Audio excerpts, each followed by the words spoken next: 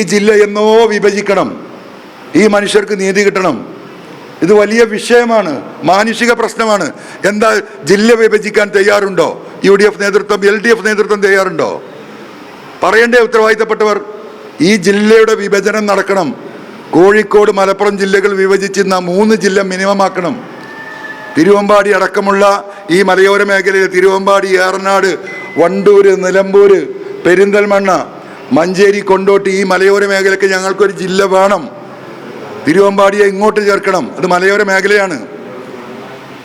ആ ഒരു സമരം ഞങ്ങൾ ഈ തെരഞ്ഞെടുപ്പ് കഴിഞ്ഞാൽ തൃണമൂലിൻ്റെ നേതൃത്വത്തിൽ ജനങ്ങളെ കൂട്ടി ആരംഭിക്കാൻ പോവുക.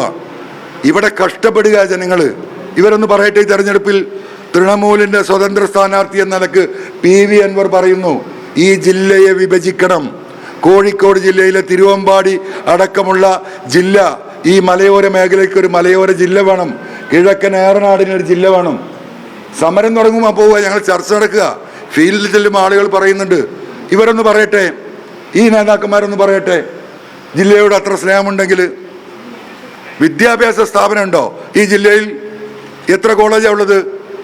ഈ പറയുന്ന തിരുവനന്തപുരത്തും ആലപ്പുഴയിലും ഈ പറയുന്ന എറണാകുളത്തൊക്കെ നിങ്ങൾ ഒന്ന് പോയി നോക്കൂ. നിങ്ങളുടെ കുട്ടികൾക്ക് പഠിക്കാൻ സാധിക്കുന്നുണ്ട് അവിടെ? അപ്പോൾ ഈ ജില്ല വിഭജിക്കണം, ഒരു മലയോര ജില്ല ഞങ്ങൾക്ക് വേണം. ആ മുദ്രാവാക്യം ഈ തെരഞ്ഞെടുപ്പിൽ മലയോര ജനതയുടെ മുന്നിൽ ഞങ്ങൾ ഉയർത്താൻ ഇന്നലെ ചേർന്ന കമ്മിറ്റി ഞങ്ങൾ തീരുമാനിച്ചിട്ടുണ്ട്. അതുമായി മുന്നോട്ട് പോകും. ഇവരുടെയൊക്കെ സ്നേഹം നമുക്കൊന്ന് അറിയാലോ. കോൺഗ്രസ് ഇപ്പോൾ തെരഞ്ഞെടുപ്പ് പ്രചാരണത്തിൽ പ്രധാനമായിട്ടും മലപ്പുറം വാദമാണ് ഉന്നയിക്കുന്നത്. LDF മലപ്പുറത്തെ അവഹേളിച്ചു, മുഖ്യമന്ത്രി അവഹേളിച്ചു എന്നൊക്കെയാണ് കോൺഗ്രസ് പറഞ്ഞത്. ഈ തെരഞ്ഞെടുപ്പായിട്ടാണ് അവരിത് ഉന്നയിക്കുന്നത്. ഇപ്പോൾ ഞാൻ പറഞ്ഞല്ലോ, ഇപ്പോഴാണല്ലോ ഈ പറയുന്നത്. ഇതിനു മുമ്പ് ഇവരൊക്കെ എവിടെയായിരുന്നു ഇവർ? ഞാൻ ഏറ്റെടുത്ത പിണറായി സഭി അജിത് കുമാറിനെ റീഇൻസ്റ്റേറ്റ് ചെയ്യുന്നു. അദ്ദേഹത്തിന് ഉന്നത സ്ഥാനങ്ങൾ വീണ്ടും നൽകുന്നു. പ്രസിഡന്റ് അവാർഡിനെ റെക്കമെൻഡ് ചെയ്യുന്നു. DGPയുടെ ലിസ്റ്റിൽ 6 ആളുള്ളത് 3 ആൾ ഫൈനൽ ലിസ്റ്റിലേക്ക് കടക്കുമ്പോൾ അജിത് കുമാറിൻ്റെ പേര് ഉൾപ്പെടുത്താൻ വേണ്ടി മറ്റുള്ള സത്യസന്ധരായ പോലീസ് ഓഫീസർമാരുടെ പേരിൽ ഇവിടുന്ന് കള്ളപ്പരാതി അയക്കുന്നു. എന്താ UDF, എന്താ ഈ പറയുന്ന VD സതീശൻ മിണ്ടാത്തത്? ഇവരെ തിരിച്ചെടുത്തപ്പോൾ സമരം നടത്തണമെന്ന് പറഞ്ഞ വ്യക്തിയാണ് ഞാൻ.